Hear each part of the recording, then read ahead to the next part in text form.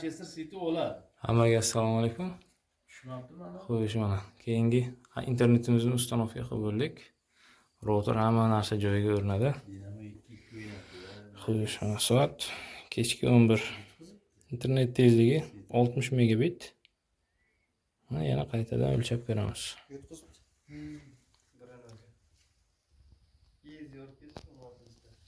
Ichida sim karta Beeline 95-100 ming so'mga polni bezlimit.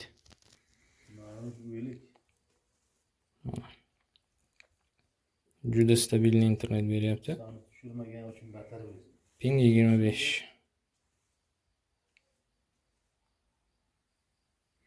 Hozir antennasini ham ko'rsatib o'taman bir qator. Unitel 5 qo'yamiz. Unitel bu Beeline.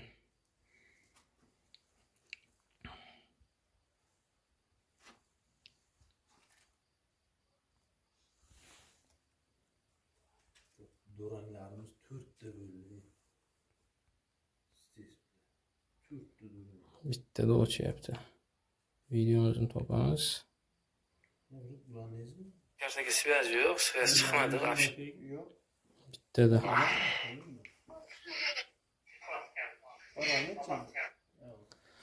Mana nima qiling? Ulang. Parolchasini. Skanini yo'q. Ha, birda aytaman. Xo'p, mana antennasi. Antenna turgan joy tashqarida. Spichka yoqa yozib ko'rsaman mana. Spichka qayerda? Spichka fonarik.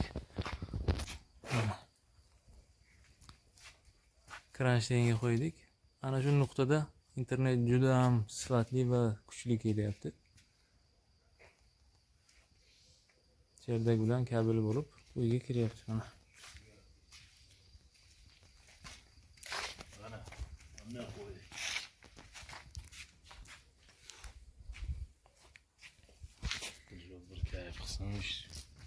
Ishlashlar zo'r, mochni, juda kuchli. Ishlashni ko'rdingizlar. Kimga shunaqa internet kerak bo'lsa, asl nomerlar bor, aloqaga chiqasizlar.